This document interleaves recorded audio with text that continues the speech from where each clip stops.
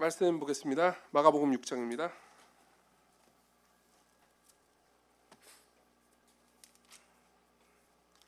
마가복음 6장 1절부터 6절까지 말씀입니다. 6장 1절부터 6절 제가 여러분들을 위해서 읽어드리겠습니다. 하나님의 말씀을 들으십시오. 예수께서 거기를 떠나서 고향으로 가시니 제자들도 따르니라. 안식일이 되어 회당에서 가르치시니 많은 사람이 듣고 놀라 이르되 이 사람이 어디서 이런 것을 얻었느냐? 이 사람이 받은 지혜와 그 손으로 이루어지는 이런 권능이 어찌 됨이냐? 이 사람이 마리아의 아들 목수가 아니냐? 야고보와 요셉과 유다와 시몬의 형제가 아니냐? 그 누이들이 우리와 함께 여기 있지 아니하냐 하고 예수를 배척한지라. 예수께서 그들에게 이르시되 선지자가 자기 고향과 자기 친척과 자기 집 외에서는 존경을 받지 못함이 없느니라 하시며 거기서는 아무 권능도 행하실 수 없어 다만 소수의 병자에게 안수하여 고치실 뿐이었고 그들이 믿지 않음을 이상히 여기셨더라. 아멘. 네, 이제 오늘부터는 이 마가복음을 설교하려고 합니다. 사실 작년에 초부터 여름까지 해서 마가복음을 5장까지 설교를 했습니다. 그러고 나서 이제 다양한 구약이나 다른 여러 주제들의 메시지를 또 듣고 다시 이제 우리가 마가복음으로 돌아왔습니다.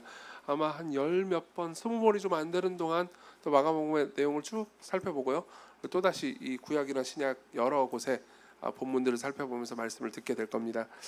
마가복음은 주로 이제 이 마가복음을 읽는 독자들에게 예수 그리스도가 어떤 분이시고 그분이 우리를 위해서 무슨 일을 하셨는지를 말해줌으로써 우리가 그분을 향한 믿음을 가지도록 이 쓰인 책입니다.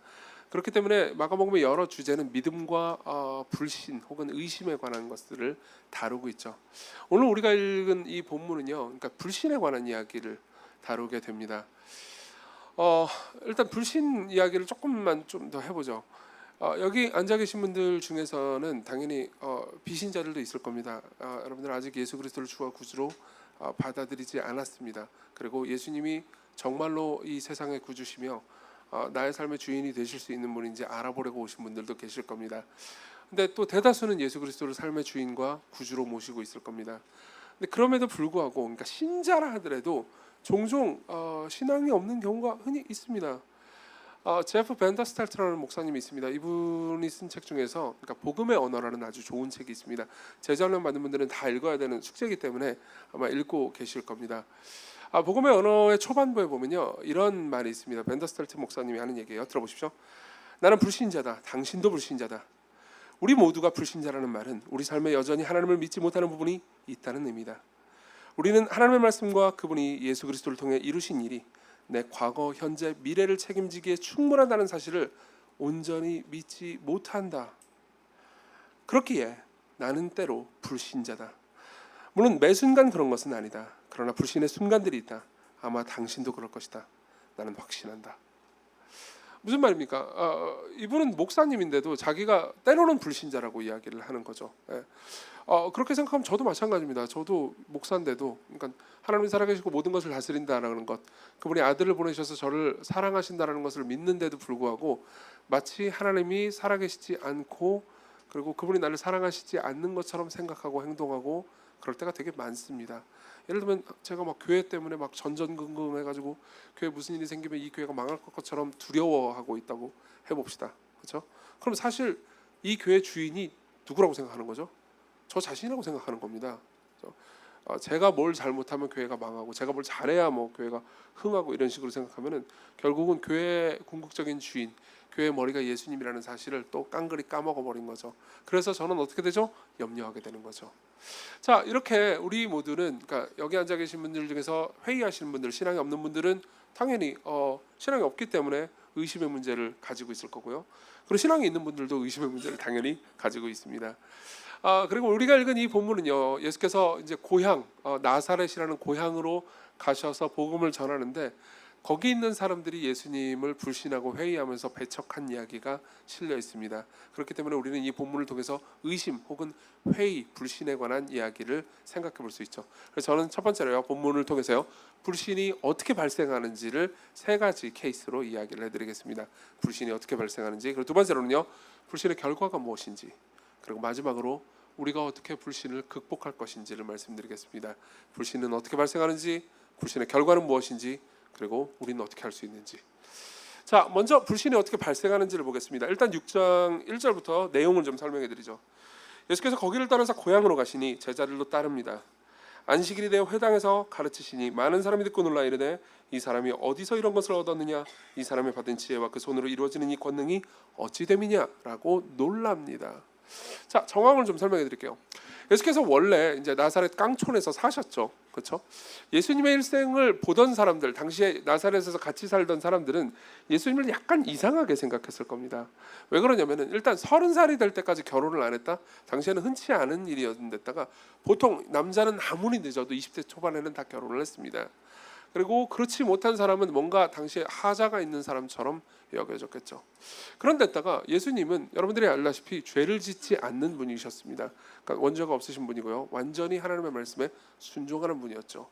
근데 생각해보세요. 여러분들 주변에, 우리는 주변에 그런 사람이 없어서 모르지만 여러분들 주변에 죄를 안 짓고 완전히 하나님의 말씀을 다 지키는 사람이 한 번 있다고 해보세요.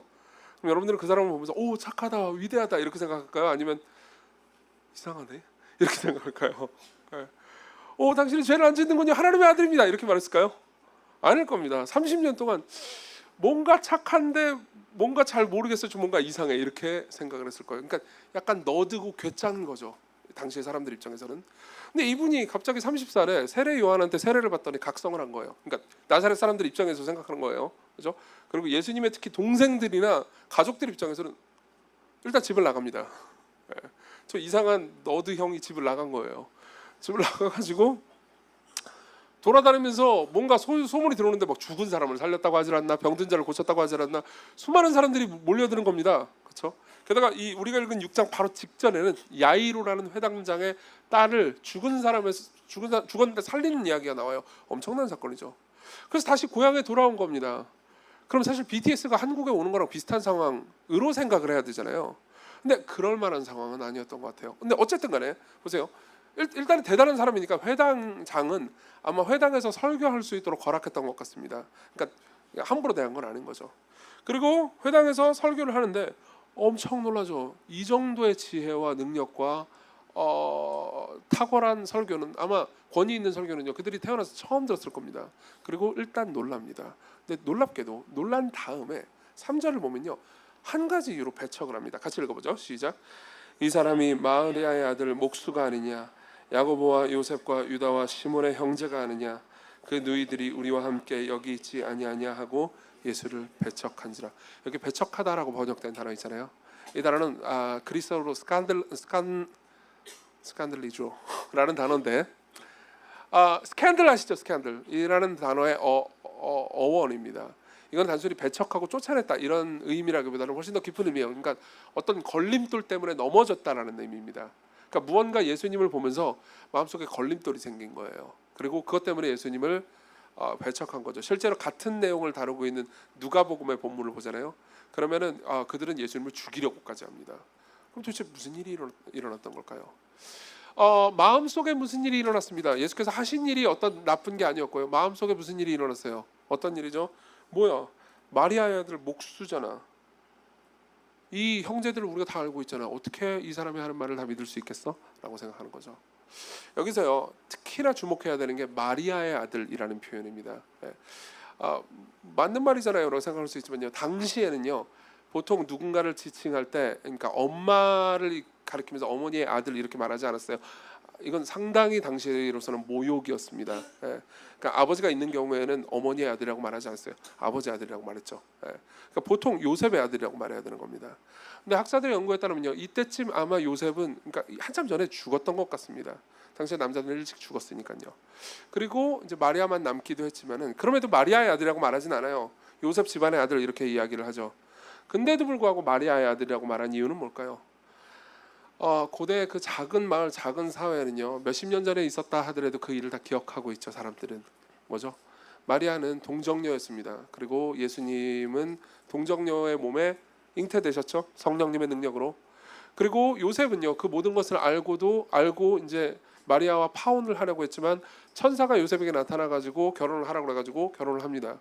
다시 말하면요, 그들은요, 결혼을 하고 두세 달 만에 애를 낳은 거예요. 그리고 사람들은 수군거렸겠죠. 둘 중에 하나입니다. 둘이 혼전의 관계를 맺었든지. 근데 그렇게 생각하지는 않았을 겁니다. 요셉에 대해서요. 그럼 또 뭐죠? 또 하나의 가능성은 뭐죠? 사생아예요. 아버지가 누군지 모르는 겁니다. 그렇죠? 마리아는 더러운 여자고요. 그리고 예수는 사생한 겁니다. 그러면 예수님을 가리켜서 마리아의 아들이라고 표현한 것은 저 사생아의 말을 어떻게 믿을 수 있어? 라고 말하는 거죠. 저 사생아, 교육받지도 못한 사람, 학벌도 없는 사람 하는 일은 목수였잖아. 여기서 목수라고 번역된 단어 있잖아요. 이 단어도 이 단어는 테크논이라는 단어인데요. 테크닉의 어원이 되는 단어입니다. 요즘 테크닉, 테크니션 그러면 좋은 어미를 가지고 있지만요.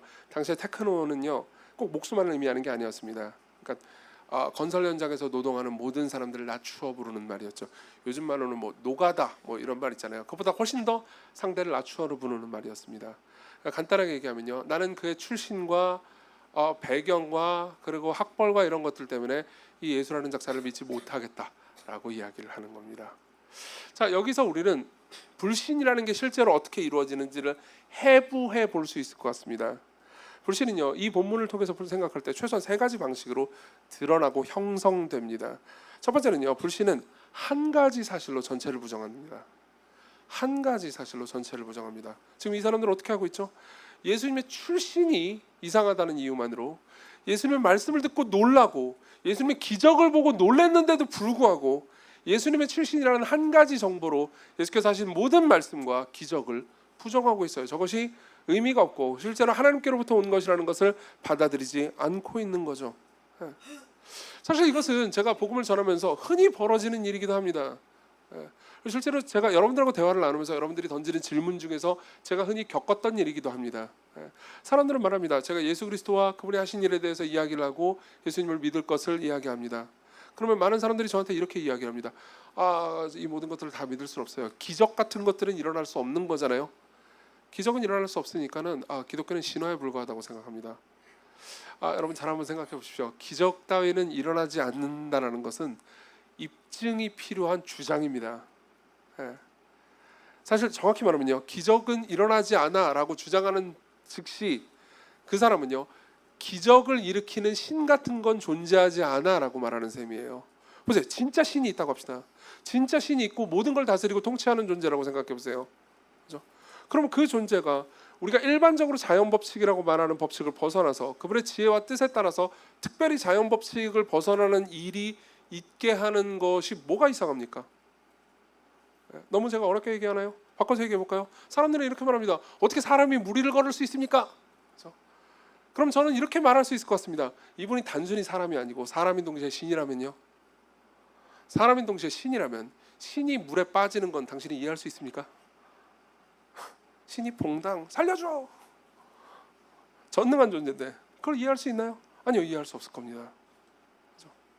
바꿔서 말하면요, 기적 따위는 일어나지 않아 라는 말은요, 과학적인 문장이 아니에요. 자신의 믿음이죠. 그것도 입증한 적 없는 믿음입니다.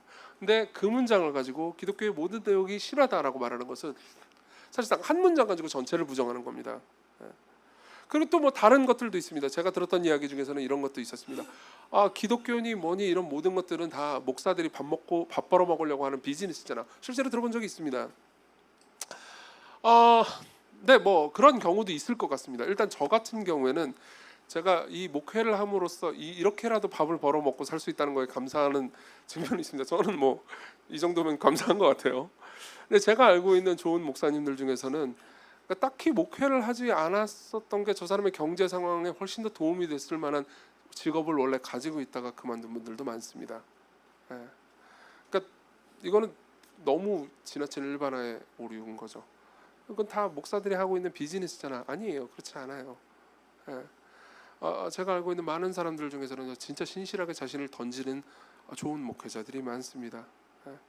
이런 이야기를 하는 이유가 있습니다. 여러분들이 어떤 의심을 가지고 있다고 합시다. 실제로 신자들도 이런 의심을 가질 때가 많습니다. 나는 기도에 대해서 그렇게 믿지 않습니다. 하나님께서 내 기도를 들으실 것을 믿지 않아요. 왜죠? 성경에 약속돼 있잖아요. 제가 옛날에 어떤 문제 때문에 간절히 기도를 했는데 하나님께서 안 응답해 주셨어요. 그러니까 나는 기도에 대해서 회의적입니다. 물론 나는 예수님을 믿어요. 나는 교회를 다닐 생각이 있습니다. 그리고 계속해서 교회 예배를 드릴 생각이 있지만 그래도 내 마음을 다해서 기도 생활을 할 생각은 없습니다. 과거에 제가 겪었던 일 때문이죠. 만일 여러분들이 그렇게 생각하고 있다면요, 한 가지로 전체를 부정하고 있는 셈입니다. 생각해 보십시오. 그것이 합리적인지. 두 번째 특징을 말씀드리죠. 불신의 두 번째 특징은요, 불신도 사회적인 혹은 집단적 공동체적 영향 아래에 있다는 겁니다. 불신 역시 집단의 영향입니다. 불신은 그러니까 아주 이성적인 선택이 아니라는 거예요. 무슨 말인지 설명해 드리겠습니다. 지금 여기 있는 사람들 있잖아요. 여기 있는 사람들은 다른 지역은 모르는데 특별히 고향 사람들이 예수님을 집단적으로 부정하고 있습니다. 맞죠?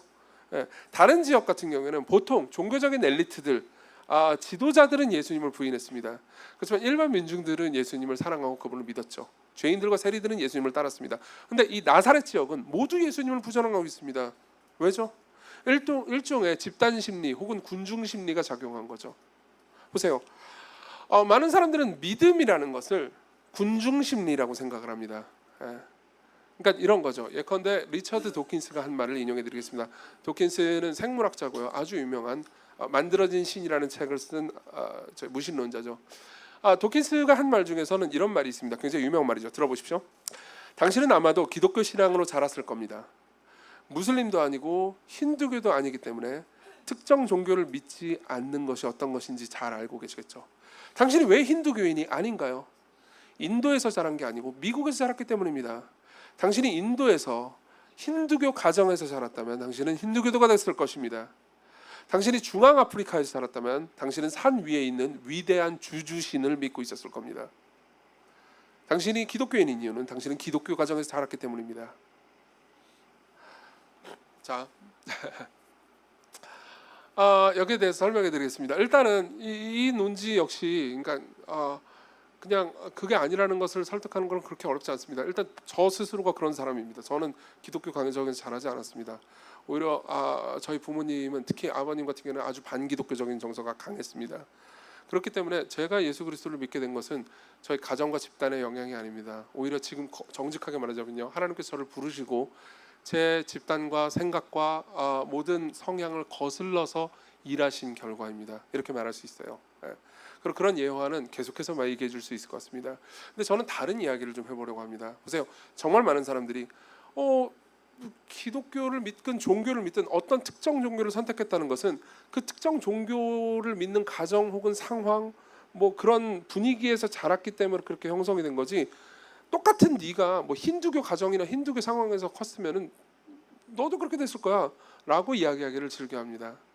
그렇지만요, 이렇게 생각해 봅시다. 많은 사람들은요, 종교만 그런 거라고 생각하거든요. 근데 불신도 마찬가지입니다. 불신도 마찬가지예요. 예를 하나 들어보죠.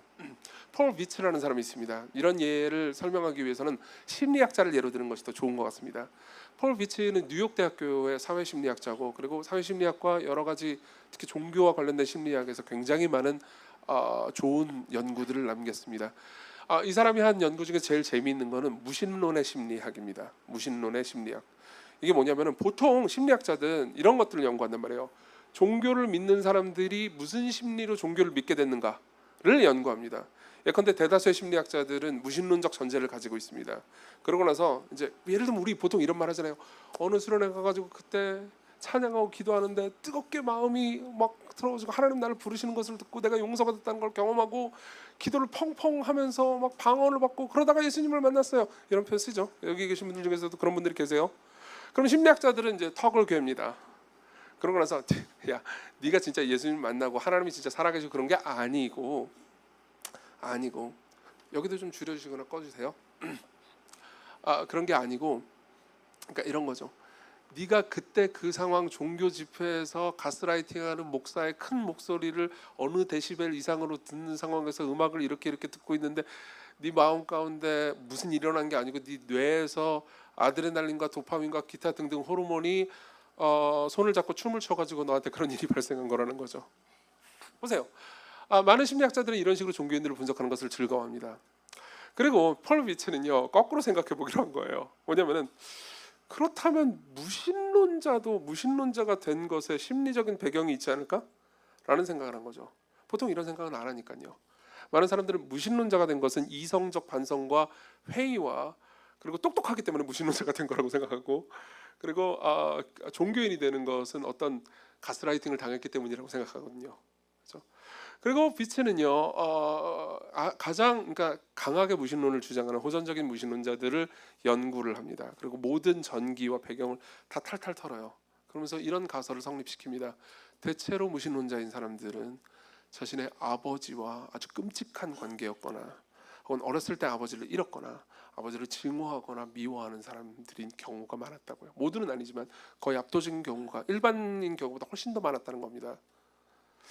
자, 이 연구 결과가 꼭 무신론을 다 설명하는 것처럼 보이진 않습니다. 근데 비츠는요, 그러니까 자기가 무신론을 다 설명했다고 말하지도 않습니다. 오히려 자기의 경험을 얘기해 주죠. 이런 경험을 얘기해 줍니다.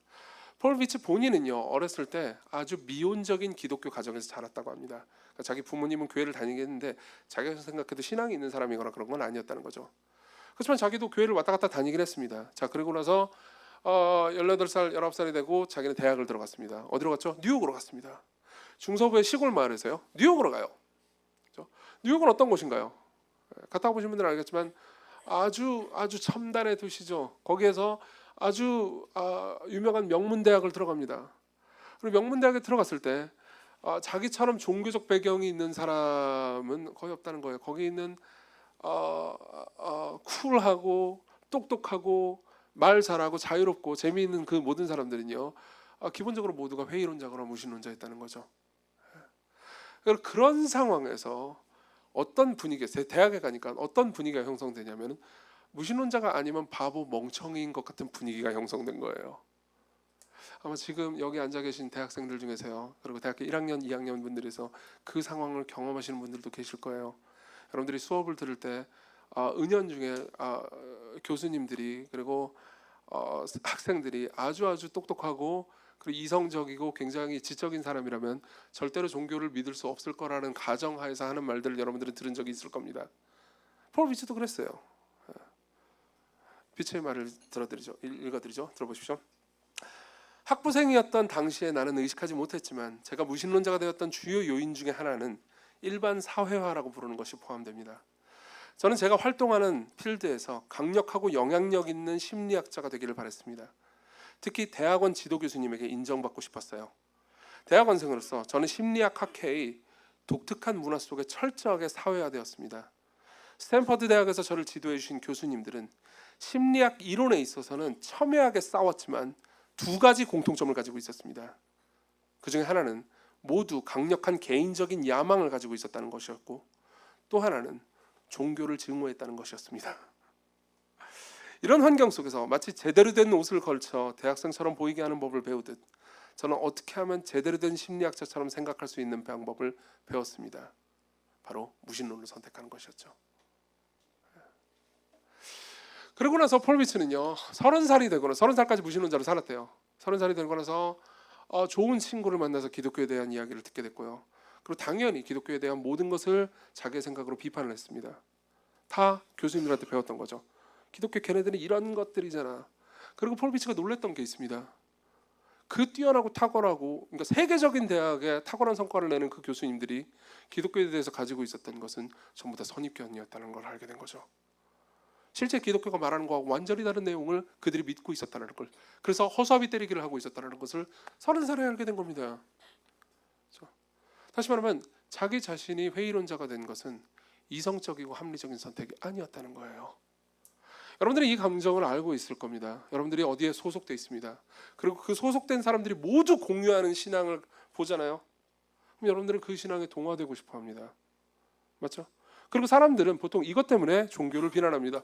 교회 가가지고 뭐 맨날 남자 여자애들 이렇게 청년들 모여가지고 무슨 뭐 벚꽃놀이 하고 돌아다니고 이렇게 하다 보면은 서로 눈 맞고 그 중에 한 명은 잘 믿는 애인데 한 명이 안 믿는 애면은 왠지 결혼도 안 해줄 것 같고 그러니까는 그래가지고 이렇게 대충 믿는 거 아니야? 그래가지고 오늘 세례 받는 거지? 라고 사람들이 비난을 한다는 거죠.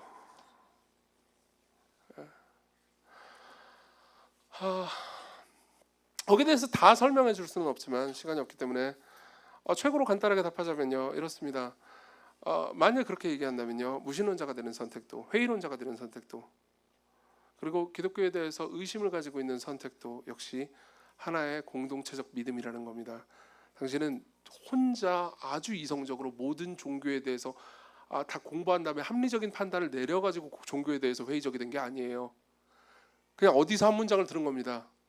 당신이 과학적으로 사고한다면 종교는 좀 멀리하는 게 좋아요. 그리고 그 한 문장이 검증도 없이 진리라고 생각을 해버린 거예요. 이해하십니까? 네. 정말 많은 기독교인들도 비슷한 선택을 하고 있다는 것을 알고 계십니까? 네. 정말 많은 기독교인들도요.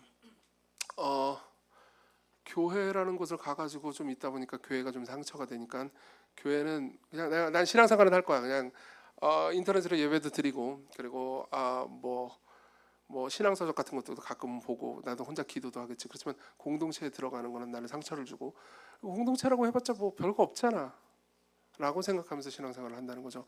여러분 나중에 에베소서를 진지하게 한번 읽어보십시오. 예. 빌립보서를 읽어보십시오. 요한복음 13장부터 16장까지를 읽어보십시오. 만일 여러분들이 교회 공동체에 소속되지 않잖아요.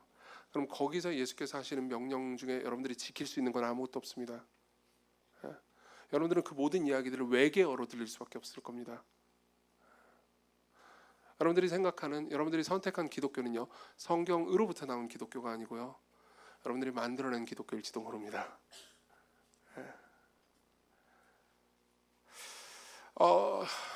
시간이 별로 없기 때문에 빨리 세 번째로 넘어가겠습니다. 세 번째는요, 불신의 이유가 시대적으로 보편적이지는 않다는 겁니다.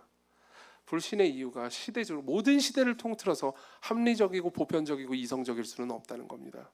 자, 무슨 말인지 설명해 드리겠습니다. 보세요. 지금 여기 우리가 읽은 본문을 보면요, 이렇게 이야기를 하고 있죠. 마리아 애들 목수잖아, 사생아잖아.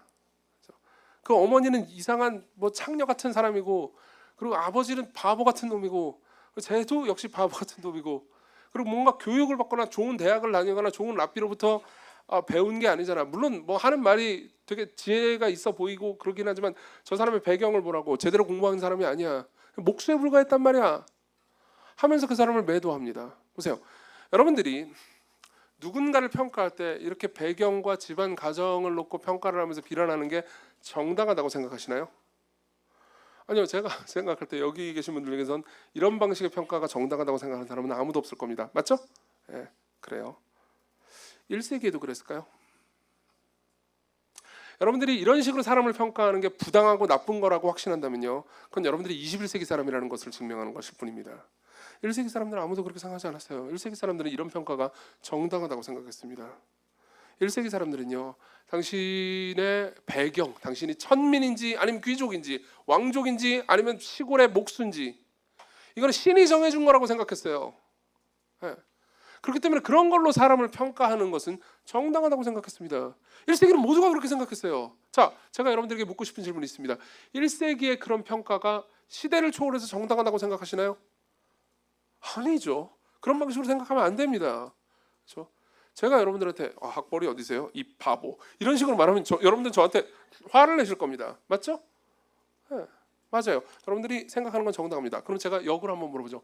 21세기의 모든 기준은 시대를 초월해서 정당한 기준입니까? 지금 여러분들이 생각할 때 기독교는 이래서 문제야라고 생각하는 그 많은 것들 있잖아요. 그것은 시대적으로 정당한 기준일까요? 예컨대 많은 사람들이 이렇게 얘기합니다. 성경에 보면 하나님이 나오고 그 하나님이 진노의 신이잖아요. 우리가 잘못하면은 하나님이 심판하신다고 말하잖아요. 나는 사랑의 하나님은 받아들일 용의가 있지만 진노하고 심판하는 하나님은 받아들일 생각이 없습니다. 저는 서울에서 복음을 전하면서 이런 반론들을 수도 없이 들었습니다. 그렇지만 여러분 잘 들어보십시오. 똑같은 사람이, 똑같은 선교사나 복음 전도자가요, 중동으로 가잖아요. 혹은 뭐 다른 중남미 같은 데를 가잖아요. 그러면요, 사람들은 진노하고, 거기 있는 사람들이 진노하고 심판하는 하나님에 대해서 거부감이 전혀 없습니다. 당연하죠. 예. 사람이 잘못했으면 벌을 받아야지. 근데 그들이 오히려 화가 나고 받아들이기 힘들어하는 거는요, 배신자를 용서해주는 하나님이에요. 예. 그들이 제일 받아들이기 힘들어하는 것 중에 하나가 뭔지 아십니까? 베드로가 예수님을 배신했는데 나중에 예수님 베드로를 받아주시는 장면입니다. 21세기 서울에 사는 20, 30대 젊은이들은 감동적인 장면으로 보는 부분이죠. 맞아. 신은 이래야지. 배신자라도 용서해주고 사랑해주고. 근데 그들은 혼란스러워합니다. 그들은 받아들이기 굉장히 힘들어합니다. 아니 배신자를 처단하지 않으면 똑같은 배신자가 또 나오지 않을까요? 그들이 제일 받아들이기 어려워하는 개념은요, 은혜예요.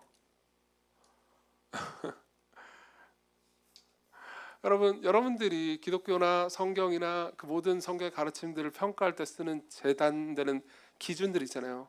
그 기준들은 보편적이지도 않고 절대 진리도 아닙니다. 예. 성경은요 늘 그 자리에 있었어요. 2000년 내내 성경은, 많은 사람들이 이렇게 얘기합니다. 성경은 굉장히 여성차별적인 책이잖아요. 아니요, 1세기 사람들은 성경을 받아들이기, 특히 신약 성경을 받아들이기 되게 힘들어했는데요. 남녀를 지나치게 평등하게 대한다는 이유 때문이었습니다. 성경은 늘 그 자리에 있었어요.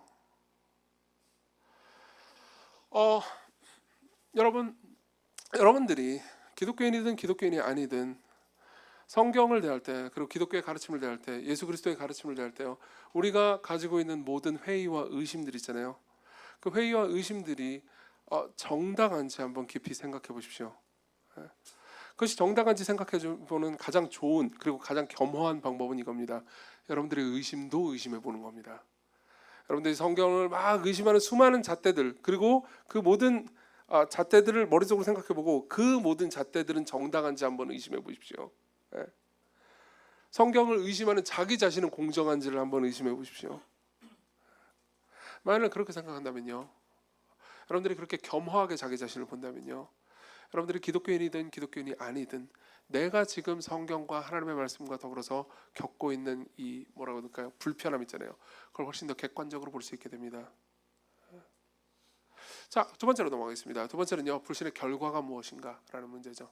불신의 결과는 무엇입니까? 6절입니다. 5절입니다. 5절 6절을 같이 한번 읽겠습니다. 5절 6절 시작. 거기서는 아무 권능도 행하실 수 없어 다만 소수의 병자에게 안수하여 고치실 뿐이었고 그들이 믿지 않음을 이상히 여기셨더라. 이에 모든 촌에 두루 다니시며 가르치시더라. 자 보세요. 여기서 제일 흥미로운 부분은요, 거기서는 아무 권능도 행하실 수 없다라는 표현입니다. 행하시지 않았다가 아니고요, 행하실 수 없었다는 거죠. 자, 이게 무슨 의미일까요? 하나님께서, 예수님께서 전능하시지 않은 분이기 때문에 뭔가를 하려고 해도 그분이 힘이 약해가지고 믿음이 없으면, 우리의 믿음이라는 어떤 추가 아이템이 없으면 뭔가를 능력을 행하실 수 없는 분이라는 의미일까요? 아닙니다. 저는 옛날에 5절을 보면서 항상 이런 생각을 했습니다. 거기서는 아무 권능도 행하실 수 없어 다만 소수의 병자에게 안수하여 고치실 뿐이었다는 말을, 여기 있는 사람들이 믿음이 없으니까 하나님께서 믿음이 많았으면 예수님께서 거기 가가지고 병자들을 좀 소수 말고 많이 고치셨을 건데 믿음이 별로 없어가지고 병자들을 조금밖에 못 고치셨구나 라고 오해했습니다. 이 본문을 연구하고 그리스어 원문을 보기 전까지는요, 그런 의미가 아니에요. 왜냐하면요, 예수께서는요 어디를 가도 병자를 고치셨고요, 특별히 병자를 고치실 때 어떤 병자들에게는 믿음을 요구하시기도 했지만 대부분은 믿음이 없는 병자들도 잘만 고치셨습니다. 병자들을 고칠 때 꼭 믿음을 요구하지도 않으셨어요. 그런데다가 어디를 가든 병자들을 고치시는 게 그분의 주요 목적이 아니었습니다. 병자들 그렇게 많이 고치지 않으셨습니다. 고친 사건 자체가 충격적이어가지고 잘 기록돼 있을 뿐이지 어디를 가든 다수의 병자를 고치신 게 아니었어요. 소수의 병자를 고치셨죠. 그러니까 예수께서 못하신 것은 병자를 고치는 걸 못하신 게 아니었습니다. 그분이 맘만 먹으셨으면 더 많은 병자를 고칠 수 있었을 겁니다. 그럼 그분은 뭘 못했을까요? 그분은 어떤 권능을 행하실 수 없었을까요? 여러분, 여기서 권능이라고 번역된 단어의 내용을 추적하잖아요. 그러면은 특히 복음서에서요 항상 이런 방식이 등장합니다. 예수께서 권능과 능력을, 혹은 성령님의 능력과 권능이 우리에게 임하잖아요. 그럼 우리가 그분과 관계를 맺게 되는 거죠. 우리는 그분을 알게 됩니다. 그분을 경험하게 됩니다. 그리고 그분의 말씀을, 그분을 믿기 때문에 순종하게 되고, 그 순종으로 따라오는 하나님께서 함께 하시고 우리를 돌보시는 그 모든 것들을요, 그러니까 하나님의 임재와 사랑과 함께 하심을 경험하게 되는 거죠. 여러분, 진짜 기적은요 단순히 병이 낫는 것 정도가 아닙니다. 병이 낫는 것도 기적이죠. 근데요, 어떤 사람이 자기중심적으로 삶을 살다가 자기중심적인 삶을 회개하는 것은요, 기적적인 일입니다. 어떤 사람이요, 누군가를 용서하지 못하는 마음을 가지고 있다가 누군가를 용서하려고 마음을 먹는 거는요, 하나님의 성령님께서 그 사람에게 능력을 부어주시지 않으면 절대 일어나지 않는 기적적인 일이에요. 여러분 아시잖아요. 제가 어떤 주제의 설교를 할 때 제가 밤에 카톡을 제일 많이 받는지를 아시죠? 용서에 관한 설교를 하잖아요. 그러면 밤에 항의를 제일 많이 받습니다. 그렇죠? 심지어 저는 이런 것까지 들어봤습니다. 이 말 한 사람 여기 있을 텐데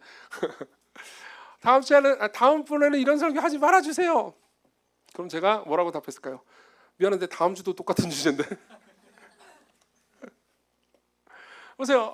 용서라는 주제는 우리를 괴롭히는 주제입니다. 제일 힘든 주제죠. 근데 누군가가 용서하지 못하는 마음을 가지고 있다가 그 사람을 받아들이고 용서하는 마음을 가진다는 것, 자신의 교만을 회개한다는 거는요, 그건 기적이 아니면, 하나님의 권능이 아니면 일어나지 않는 일이죠. 근데 잘 보세요. 그러한 방식의 마음의 변화는요, 예수님께서 강제로 사람들의 머리채를 잡아 끄는 방식으로 해내지 않으십니다. 오히려 사람들의 믿음을 사용하시죠. 그분이 무조건 우리를 그냥 굴복해야 하는 방식으로 믿게 하시려고 하시잖아요. 그러면 그분은 그냥 한 가지 일만 하시면 됩니다. 천사들을 동원하시면 돼요. 천사들 컴온 해가지고 쫙 옆으로 세워봅니다. 천사들은 다 불칼을 가지고 있어요. 엎드려. 그래서 안 믿으면 다 죽여버리겠다. 쉬운 일이잖아요. 그러나 그분은 그렇게 하시지 않으십니다. 그분은 믿음이 없이 거부하는 사람을 강제로 하지 않으시는데, 강제로 하는 동시에 그 사람을 믿음으로 돌이키게 할 수가 없기 때문이에요. 그래서 그분은요, 믿음을 거부하는 사람들을 그분의 권능으로 기적을 일으키는 방식으로 바꾸시지 않습니다. 그분은 오래 참고 인내하실 분이죠. 자 보세요. 제가 드리고 싶은 말씀이 이겁니다. 여러분들이 지속적으로 불신을 가지고 있다면, 여러분들의 불신의 근거가 합리적이지 않은데도 불구하고 계속해서 불신을 가지고 있잖아요. 그럼 여러분들은 계속해서 기독교에서 말하는 놀라운 능력과 기적을 삶에서 경험할 수 없게 됩니다. 많은 사람들은 기독교에서 말하는 놀라운 기적과 능력이 단순히 병고침이라든가 소위 우리가 생각하는 자연 법칙을 거스르는 기적적인 일이라고만 생각합니다. 그렇지만요, 보세요. 이 기적을 경험한 분들은 모두 다 공감할 겁니다. 예를 들면 이런 거죠. 있죠. 제가 시간교회를 섬기면서 계속해서 들어왔던 이야기입니다. 저는 어렸을 때부터 모태신앙이었고 교회를 다녔고 교회에서 하고 있는 모든 문화 생각들이 다 나한테 너무 익숙했습니다. 저는 제가 죄인이라고 생각을 했지만 실제로 제가 죄인이라고 생각했던 건 아니었어요. 그러나 어느 순간 복음을 들었고 내가 죄인이라는 것이 끔찍하게 느껴지기 시작했고, 내가 행했던 악행들만 죄인이 아니고 내 삶에서 내가 자랑스러워하는 것 안에도 죄가 있다는 것을 얘기하게 됐어요. 그리고 나는 구원을 바라게 됐습니다. 나는 이제 예수 그리스도께로 나온다는 말이 그냥 단순히 수사가 아니고 진짜 내 삶을 바꿀 수 있는 말이라는 것을 알게 됐고, 나는 이제 그분과 드디어 교제하게 됐어요. 나는 그분을 정말 사랑합니다. 나는 진짜 신앙을 가지게 됐어요. 이건 기적이에요. 나는 드디어 용서하는 마음을 가지게 됐습니다. 이건 기적이죠. 내 신앙은 진짜 신앙이 되었습니다. 이것도 기적입니다. 나는 이제 기도에 대한 회의적인 태도에서 벗어나서 진짜 기도하게 됐습니다. 기적이죠.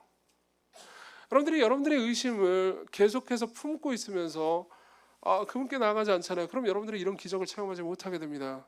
그럼 어떻게 되는지 아십니까? 내가 신자라 하더라도, 내가 성경에서 말하는 예수 그리스도의 가르침들을 믿고 있다 하더라도요, 믿는다고 주장한다 하더라도 실제로 여기 있는 내용들을 경험하지 못하게 됩니다. 그럼 그분과의 관계에서요, 그분의 사랑을 경험하지 못하게 돼요. 좋은 아버지를 두었다고 말하는 것과 똑같거든요. 내가 신자라고 말하는 것은 하나님은 내가 아버지라고 말하잖아요. 그렇지만 나는 마치 고아처럼 살아갑니다. 전능한 분이 내 아버지라고 말을 하긴 하지만, 우리가 노래를 부를 때는, 찬양을 부를 때는 하나님 내 아버지라고 말을 하긴 하지만, 실제 삶에서는요, 하나님이 없는 것처럼, 하나님이 나를 돌보시지 않는 것처럼 걱정하고 두려워하는 거죠. 삶에서 큰 고통을 당했습니다. 누군가로부터 피해를 당했어요. 여러분, 진정한 그리스도인들은요, 누군가로부터 끔찍한 피해를 당해도 당연히 분노할 수 있죠. 당연히 분노하고 회의하고 할 수 있지만 결국은 회복할 수 있다는 것을 알고 계십니까? 성경의 가르침은요, 결국은 하나님께서 모든 것을 심판하실 거라고 말합니다. 그리고 사람들의 모든 죄를 다 드러내시고 공정하고 아름다운 심판이 있을 거라고 말해요. 그러면요, 어떤 사람이 누군가한테 큰 피해를 당해서 분노와 괴로움이 쌓였다 하더라도요, 그 사람이 정말로 믿음을 가지고 있다면, 분노에 잡아먹히지 않습니다. 예. 분노가 어느 날 갑자기 뿅 하면서 사라지진 않지만, 그 사람이 믿음으로 씨름할 때 분노는 사랑으로 바뀔 수 있죠. 왜요? 이 사람에게 선한 아버지가 있기 때문입니다. 여러분들이 믿음을 가지고 있지 않잖아요.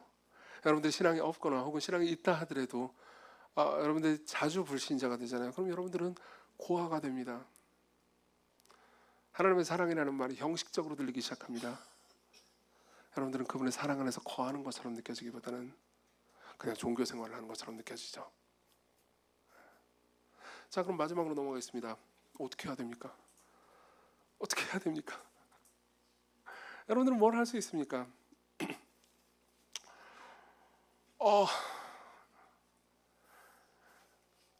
여러분들의 모든 회의와 의심과 그리고 다른 여러 가지 불신의 생각들을 극복할 수 있는 유일한 방법은요, 이 모든 이야기의 주인공인 예수 그리스도를 보는 겁니다. 네. 이게 무슨 말인지 설명해 드릴게요. 보통 여러분들이 가지고 있는 회의 혹은 불신 이런 것들 있잖아요. 그런 것들은 예수님에 관한 것이라기보다는 예수님과 연관된 다른 것들에 관한 겁니다. 많은 사람들이 이런 회의를 가지고 있습니다. 이런 불신을 가지고 있어요. 교회에서 하는 모든 말은 가스라이팅이잖아. 교회는 뭔가 상처를 주고 막 나를 괴롭히는 거잖아. 실제로 건강하지 못한 교회들이 많기 때문에 우리 교회도 그런 일이 얼마든지 있을 수 있죠. 많기 때문에 그런 회의를 가지는 것은 충분히 이해할 수 있습니다. 그렇죠? 그렇지만요, 여러분, 교회가 예수님은 아닙니다. 물론 예수님은 교회를 사랑하세요. 어떤 교회든, 심지어 건강하지 않은 교회도 사랑하십니다. 그러나 교회가 예수님은 아니에요. 여러분들이 모든 교회가 다 엉망진창 이거 그렇기 때문에 쟤네들이 믿는 건 믿을 수 없어 라고 쉽게 평가하셨다면요, 제가 여러분들에게 드리고 싶은 말씀은 이겁니다. 자, 보세요. 그럼 일단은 교회를 집어치우고요, 예수님을 보십시오. 교회 지도자가, 리더가, 목사가 나한테 상처되는 말을 했고 저 사람은 나쁜 놈이니까 나는 이 모든 것들을 거절하겠어 라는 생각이 들었다면요, 여러분 예수 그리스도를 보십시오. 바보 같은 교회 리더 말고요. 여러분, 참고로 이런 말씀을 드리죠. 교회 리더나 목회자가 죄인이거나 문제가 있거나 엉망진창인 삶을 살잖아요. 그건 이상한 일이 아닙니다. 여러분, 그걸 알고 계셨습니까? 교회 목사도 죄인이라고 말하는 게 기독교 교리였다는 걸. 그 기독교 교리 중에 하나예요. 목사는 경건하고 훌륭한 사람이고 여러분들은 죄인. 아니에요. 기독교 교리를 여러분들은 오해한 겁니다. 저를 포함해서 모두가 죄인이에요. 우리 모두가 죄인입니다. 그 기독교 교리 중에 하나였어요. 하나님께서는 때로는 여러분들의 삶에서 고통을 허용하십니다. 여러분, 이게 기독교 교리 중에 하나였다는 걸 알고 계십니까? 근데 막상 내가 살면서 고통을 겪잖아요. 그리고 그걸 내가 내 지혜로 이해를 못하잖아요. 그럼 갑자기 이 모든 것들이 기독교 교리 중에 하나였다는 것을 깡그리 잊어버리고 분노가 솟아오릅니다. 저 보세요. 분노가 솟아오르는 건 이해할 수 있어요. 마르틴 루터도 믿음 좋아 보이는 사람이죠. 때로는 회의와 의심 때문에 고통스러워했습니다. 아니요. 성경에 나오는 사람들도 그랬어요. 나중에 시편 76편을 한번 읽어보십시오. 거기는 아삽이라는 사람이 나오고 성경에 기록된 사람이면 꽤 믿음이 좋은 사람이겠죠? 근데 그 사람은 계속해서 끊임없이 회의합니다. 고통스러워합니다. 자신이 겪었던 고통 때문에, 자신이 겪었던 사람들로부터 받았던 상처 때문에요, 하나님에 대해서, 신앙에 대해서 회의합니다. 그러나 결국은요, 하나님을 바라봅니다. 성전에서 하나님이 어떤 분이신지를 봅니다. 다른 모든 것들을 제껴놓고 하나님을 봅니다. 그리고 나서 나중에 말하죠. 하늘에서는 주의 누가 내게 있으리요 땅에서는 주밖에 나의 사모할 자 없습니다. 내 육체와 마음은 쇠약하나 하나님은 내 마음의 반석이시오 영원한 분기이시라. 보세요. 여기서 예수 그리스도를 보십시오. 예수님 그리스도가 어떤 분이십니까? 여러분들이 첫째로 기댈 수 있는 사실은요, 그분이 회의하고 의심하고 있는 여러분들을 정죄하지 않으신다는 겁니다.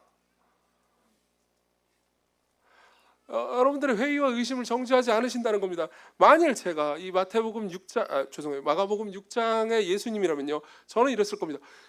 이 미친놈들, 내가 신인데 나를 사생아 취급해? 천사들 컴온, 그랬을 겁니다. 근데 보세요. 오절 거기서는 아무 권능도 행하실 수 없어 다만 소수의 병자에게 안수하게 고치실 뿐이었고, 이 말은요, 병자들 많이 고칠 수 있었는데 빡쳐가지고 몇 명만 고쳐주겠어, 믿음 좋은 애들만, 이게 아니에요. 여기서는 아무것도 할 수가 없었습니다. 근데 저 병자들은 불쌍해요. 물론 당연히 저 병자들도 믿음은 없어요.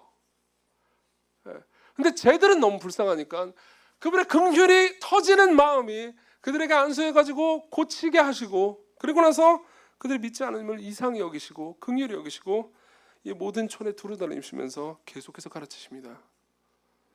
그리고 그분이 겪은 모든 배척, 모욕을요 이렇게 평가하시죠. 스스로 4절 같이 읽겠습니다. 시작. 예수께서 그들에게 이르시되 선지자가 자기 고향과 자기 친척과 자기 집 외에서는 존경을 받지 못함이 없느니라 하시며, 보통 이 말은요, 내가 고향에서는 별로 존경 못 받는다, 이거를 쓸 때 우리가 많이 쓰는 표현입니다. 맞죠? 예를 들면 이런 거죠. 이정규가 외부 집회 갔을 때는 막 오 그러는데 시건교회 왔을 때는 에이 그런다고. 여러분들 저랑 놀 때는 에이 막 그러면서 막 제 방 들어와가지고 제 방에 있는 간식 다 뺏어 먹고 그러잖아요. 여러분 제가 밖에 나가면 어떤 사람인지 아세요? 저한테 의존을 해준다고요. 이런 망할. 에? 우리 집에서는 내가 존경을 못 받아, 시건교회에서는. 여러분 그런 식으로 많이 써먹긴 하지만 방금은 제가 하고 싶었던 말이 아니었어요. 들어보세요. 사람들은 이 본문을 그런 식으로 많이 써먹긴 하지만요, 그런 의미가 아니에요. 그런 의미가 아닙니다. 그런 의미가 아니에요. 예수께서는 이렇게 말씀하신 거예요. 내가 읽었던, 내가 살아가는 구약 성경에 있는 모든 선지자들은 이렇게 배척당했지. 그리고 그 선지자들이 가리키고 있는 진짜 절정의 선지자 예수님 자신이 그 전에 선지자들이 배척당한 것처럼 배척당하지 않는 것은 말이 안 된다고 생각하신 거예요. 무슨 말입니까? 내가 배척당하는 것은 구약에 예언되어 있지, 나는 이것을 받아들이겠다.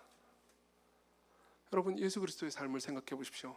그분은 태어나면서부터 30살까지 마을에서 사생아 취급을 당했을 겁니다. 그리고 그 이후의 삶도요, 엄청난 능력을 행하시긴 했지만 고향에 와서는 사생아 취급을 받으셨습니다. 그분은 그분의 출신이 목수였기 때문에 그분이 놀라운 지혜의 말씀을 하셨는데도 불구하고 사람들이 그분을 믿지 않았어요. 그분이 신인데 사람들은 그분과 더불어서 신학 논쟁을 했습니다. 웃기지 않습니까? 신과 신학 논쟁을 하는 인간들. 나는 랍비 어디 출신으로서 굉장한 뭐라고 해야 되죠? 명문 랍비 대학교 출신이니까는 이 싸구려 목수하고는 급을 달리하지, 내 신학이 훨씬 우월해 라고 생각하면서 신과 신학 논쟁을 했습니다. 인간이 그런 존재예요. 예수님은 그 사실을 견디셨습니다. 그분은 사생아 취급받으셨고 가난하고 멸시받고 버림받는 사람 취급당하셨습니다. 그리고 그분이 생애 마지막 때는 진짜 사생아가 되셨죠. 마가복음은 15장에서 그분이 십자가에 달리시는 광경을 보여주고요, 15장 16절에서 그분이 외치는 말을 들려줍니다. 나의 하나님 어찌하여 나를 버리셨나이까. 무슨 말이죠? 그분이 진짜 아버지로부터 버림받으셨습니다. 그분은 진짜 사생아가 되셨습니다. 그분은 자신의 가장 사랑하는 아버지로부터 버림받으셨어요. 그분은 아버지가 없는 분이 됐습니다. 왜 그러셨습니까? 왜 그분이 그 일을 하셨나요? 여러분들에게 아버지가 있도록 하시기 위해서 그러셨습니다. 여러분들이 기도할 때 응답해 주시기 위해서, 여러분들이 하나님을 찾을 때 하나님께서 함께 하신다는 것을 경험케 하시기 위해서 그분이 버림받으셨고 아버지가 없는 분이 되셨습니다. 왜요? 여러분들에게 아버지가 있도록 하시기 위해서요. 여러분들에게 권능을, 진짜 권능이요, 하나님과 교제하는 진짜 권능을 주시기 위해서 그 일을 하셨습니다. 회의하는 분들은 여러분들의 회의가 정죄당하지 않을 것을 믿으셔도 좋습니다.